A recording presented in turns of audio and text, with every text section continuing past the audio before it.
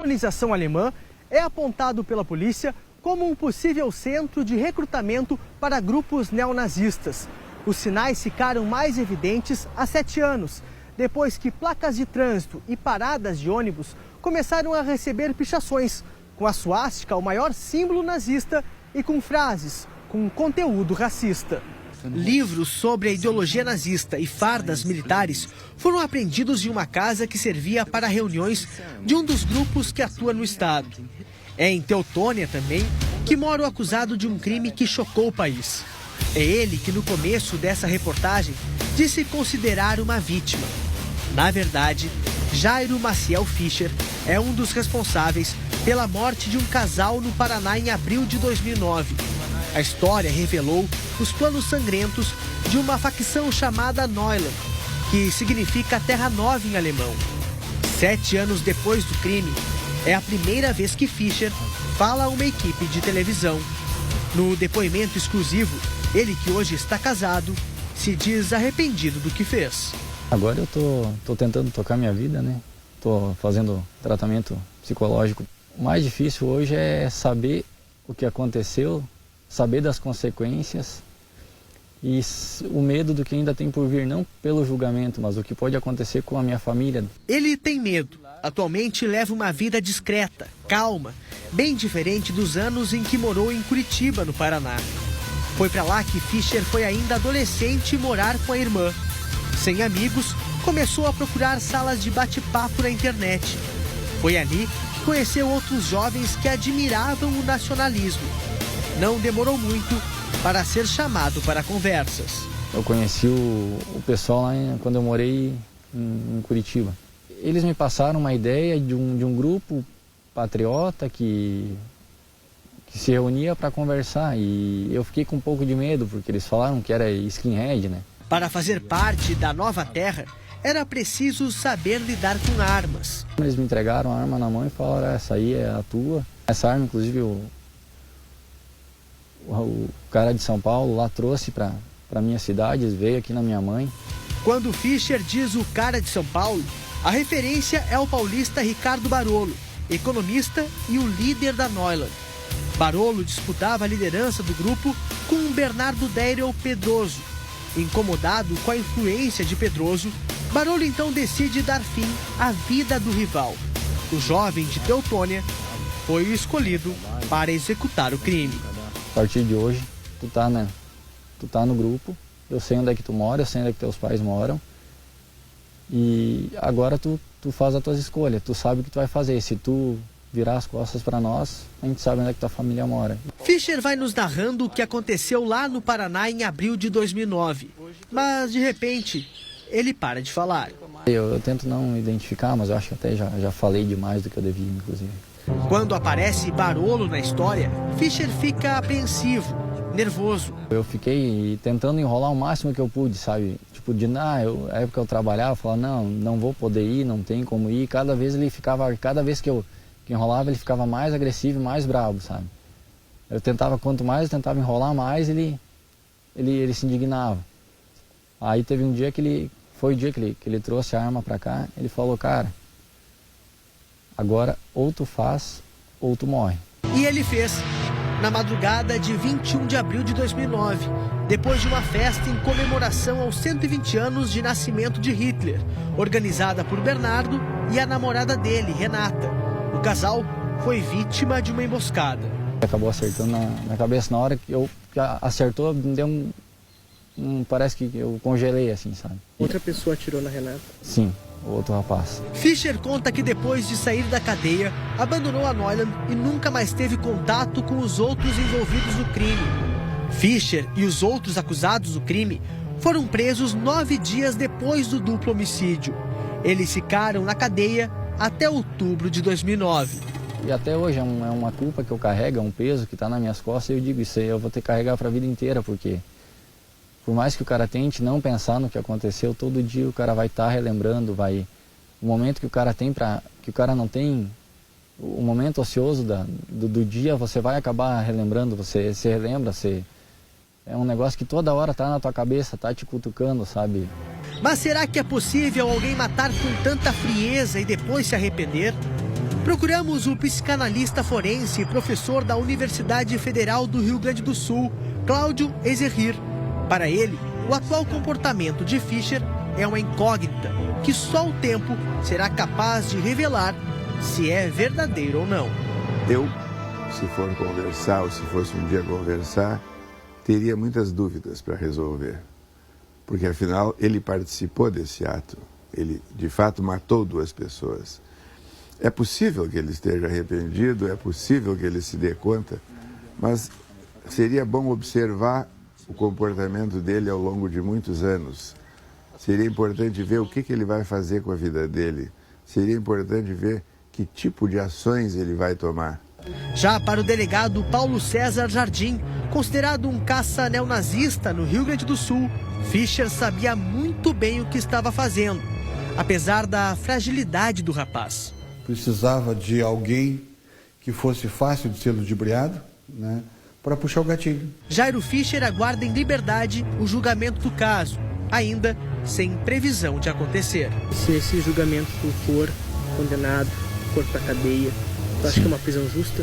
De certa forma, a justiça tem que ser feita, mas eu não sei te responder porque é complicado, sabe? São muitas coisas que o cara não consegue ligar uma coisa na outra, sabe? É um negócio que não tem sentido o que aconteceu. Então eu não sei te dizer se vai ser um negócio justo.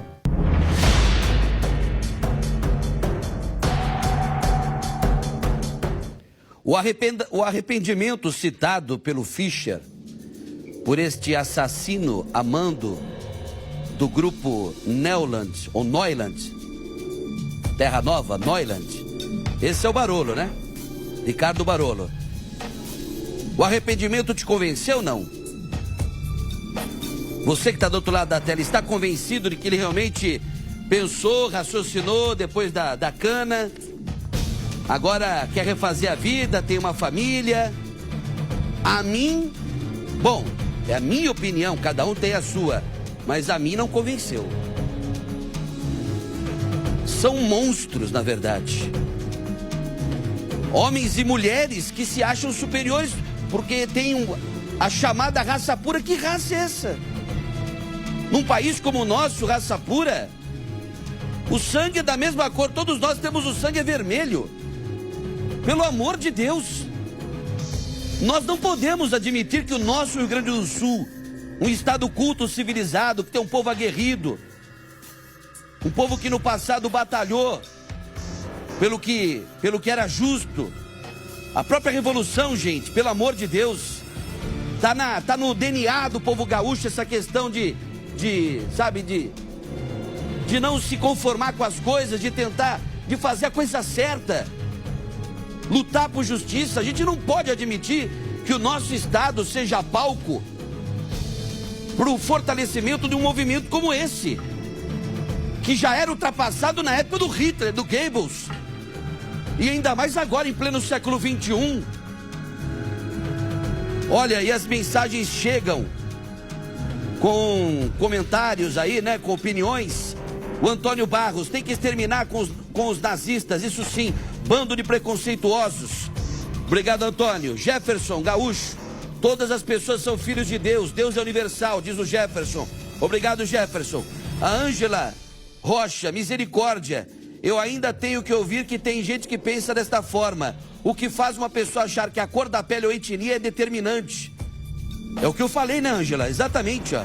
Christian Bastos: não são apenas neonazistas que querem separar o sul do resto do país. Dica, diz ele, só fazer uma breve pesquisa. Tem aqui, ó: sou descendente de alemão por parte dos avós maternos. Não confundam neonazismo com o glorioso povo alemão. Aqui ninguém confundiu nada, viu? Ditadores loucos existiram em todas as nações: Calígula, Hitler, Stalin, Mussolini, Idi Amin, Saddam, Gaddafi, vários generais e políticos corruptos. Williams de Pelotas: tem que ter pena de morte. Agora, esses loucos aí, ó, que foram presos, a polícia sabe apenas do envolvimento deles, desse grupo Neuland, na morte de 2 ex-integrantes, ou seja, do casal que também integrava esse grupo. Mas e outros crimes que a polícia até agora não conseguiu recolher provas, porque deve ter outras coisas horríveis também. E um detalhe, amanhã, na segunda reportagem da série O Prazer pelo Ódio, preste atenção, nós vamos mergulhar a fundo no grupo Neuland e vamos citar também uma ameaça que o delegado Paulo César Jardim, que é o caça-nazistas, a gente tem que valorizar o trabalho deste homem, desse policial civil. Ele recebe, imagine as ameaças, e a gente vai falar das ameaças, a gente vai mostrar, inclusive, o Otto está lembrando aqui, o Otto foi um dos editores, a Débora Sartori a outra editora, o Ninja, o Adriano Ninja foi o pós-editor. Nós vamos mostrar, assim, provando as ameaças sofridas pelo delegado caçador de nazistas ou de neonazistas, o doutor Paulo César Jardim. Suástica, coisa ridícula. Ridícula, desde quando esse raça pura? Olha aqui, ó, rapidinho aqui, ó. Mota, sou a favor de pena de morte para esse tipo de crime. Pena que esses monstros não ficam mais de 30 anos. Nem 30, nem 10 anos, né? Em 2009, esses vagabundos que nós mostramos aí, ó, um do lado do outro, todos eles já estavam livres. É a Carla de Erechim, no Norte Gaúcho. Obrigado, Carla. O João também, dizendo que tem que ter pena de morte. Olha aqui, ó. Boa tarde, Mota. Me chamo Thaís e moro em Canoas. A cidade de Teutônia é a cidade... Bom, é a opinião da Thaís, mas ela disse que tem muito racismo em Teutônia. Meu filho jogava futebol e nunca deixamos ele jogar nessa cidade. Os amigos dele, que também são afrodescendentes, foram jurados de morte por serem negros. Eu me recuso a acreditar que o povo de Teutônia seja adepto do racismo, tem essa questão do neonazismo, mas eu me recuso a acreditar. Olha aqui, ó. Bom, olha essa questão do preconceito.